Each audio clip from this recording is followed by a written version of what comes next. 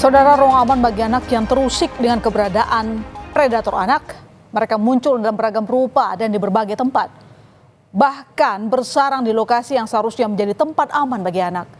Seperti yang terjadi di kota Tangerang, Banten yang membuat masyarakat meradang, saudara. Kekerasan seksual menimpa anak-anak di panti asuhan. Saya garis bawahi lagi, panti asuhan.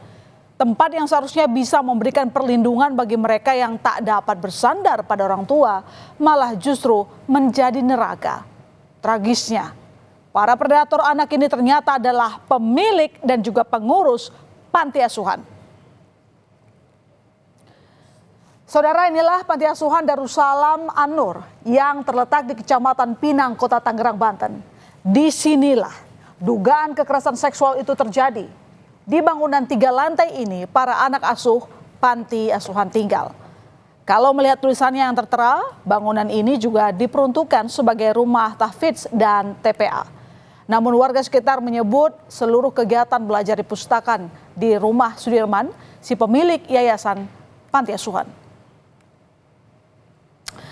Ya, dan inilah kediaman dari Sudirman, saudara, pemilik yayasan panti asuhan Darussalam An-Nur. Rumah Sudirman ini letaknya tak jauh dari lokasi bangunan utama. Menurut warga, selain sebagai kediaman Sudirman, rumah ini juga digunakan sebagai tempat kegiatan belajar para anak panti. Kini, pasca terungkapnya kekerasan seksual di panti asuhan, segala aktivitas di panti dihentikan. 2 bangunan milik yayasan panti asuhan juga telah disegel untuk kepentingan penyidikan. Sejauh ini menurut polisi, jumlah anak asuh yang melapor jadi korban kekerasan seksual di panti asuhan bertambah. Dari semula 7 orang bertambah menjadi 8 orang. Dari 8 korban ini, 5 diantaranya merupakan anak-anak dan 3 orang adalah dewasa. Mirisnya, beberapa korban yang telah dewasa mengaku mengalami kekerasan seksual sejak masih anak-anak. Diperkirakan jumlah korban pun bisa bertambah, mengingat panti asuhan ini telah berdiri selama 20 tahun. Pertama 5 korban datang ke sini, ceritain segala macam, terus sampai tambah lagi 6 akhirnya, dan 4 orang di bawah umur, yang lain sudah 18 tahun plus, 17 juga ada, tapi mereka ngaku dilecehkannya pada saat usia 11, 10. 3 orang, yakni pemilik yayasan panti asuhan bernama Sudirman, kemudian pengurus panti Yusuf Bakhtiar dan Yandi Supriyadi, telah ditetapkan sebagai tersangka atas kasus kekerasan seksual di panti asuhan. 2 tersangka yakni Sudirman dan Yusuf telah ditangkap polisi. Namun 1 orang tersangka atas nama Yandi masih buron. Sungguh ironis, saudara. Para tersangka ini seharusnya menjadi pelindung bagi anak-anak di panti asuhan. Tapi nyatanya malah justru memberikan mimpi buruk pada anak-anak.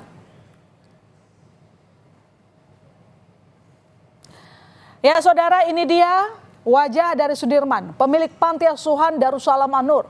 Sebelum menjadi pemilik panti asuhan, Sudirman diketahui sebagai asisten artis.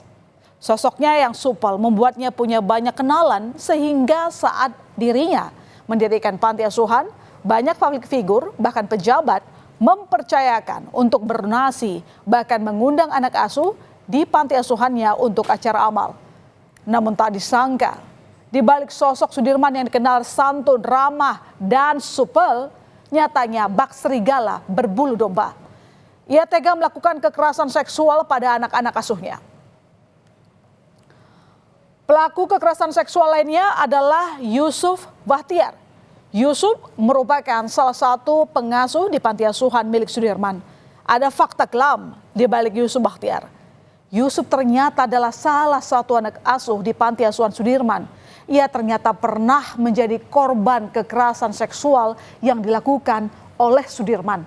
Tragisnya, saat ia menjadi pengasuh di panti, Yusuf justru menjadi pelaku kekerasan seksual di panti asuhan itu sendiri. Antara 2 pelaku ini, salah satunya pernah dulu menjadi salah satu anak asuh di yayasan tersebut dan pernah menjadi korban dari ketua yayasan tersebut, sehingga sekarang menjadi pengasuh dan sekarang dia juga menjadi pelaku terhadap korban-korban yang lain.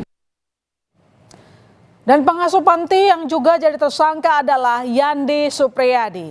Pria 28 tahun ini keberadaannya masih dicari polisi.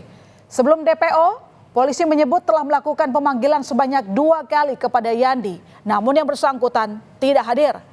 Yandi kini telah masuk dalam daftar pencarian orang. Dalam keterangan DPO yang telah disebar polisi, tercatat jika Yandi memiliki perawakan tubuh kurus, tinggi dan berkulit putih dengan alamat terakhir di Gang Jahe Bojong, Kunciran Indah, Kecamatan Pinang, Kota Tangerang, Banten. Nah, bagi warga yang melihat ciri-ciri seperti foto ini bisa melapor ke polisi. Panti Asuhan Darussalam An-Nur, Kunciran Indah, Pinang, Kota Tangerang, Banten ternyata sudah berdiri lebih kurang 20 tahun. Namun selama 20 tahun berdiri, panti asuhan ini ternyata tidak memiliki izin beroperasi. Hal ini terungkap saat Kementerian Sosial meninjau langsung ke lokasi yayasan. Mensos menyebut akan bekerja sama dengan pihak terkait untuk memperketat pengawasan terhadap penyelenggara panti asuhan seluruh Indonesia. Tidak sama sekali, ini termasuk yang blank ini. Makanya nanti ke depan saya terus terang juga akan menghimbau atau memberikan suatu persyaratan gitu dalam rangka mendirikan panti asuhan harus mendapatkan persetujuan dari warga sekitar yang dikonsolidasi oleh RT RW. Jadi mendirikan seperti ini harus mendapat persetujuan warga sekitar. Terungkapnya kasus kekerasan seksual di panti asuhan di Tangerang, Banten ini mengejutkan warga sekitar. Lantaran menurut sepengamatan warga, tidak ada aktivitas yang mencurigakan di panti asuhan. Semua berjalan selayaknya aktivitas panti asuhan pada umumnya. Pengurus dan anak-anak panti juga kerap berbaur dengan warga sekitar. Kalau untuk kita mengetahui lebih dalam yayasan, itu kita nggak tahu. Kalau untuk aktivitas seperti biasa normal, ada pengajian, ada anak-anak gitu, ada anak-anak yang sekolah juga di luar, seperti normal aja seperti biasa. Nggak ada sama sekali mencurigakan karena mereka semua membaur ya sama masyarakat sekitar. Nggak ada yang ada timbul gelagat-gelagat yang mencurigakan kita, itu nggak ada, sama sekali nggak ada. Para penghuni masih dititipkan di rumah perlindungan Dinas Sosial guna diperiksa kesehatan fisik dan psikologis.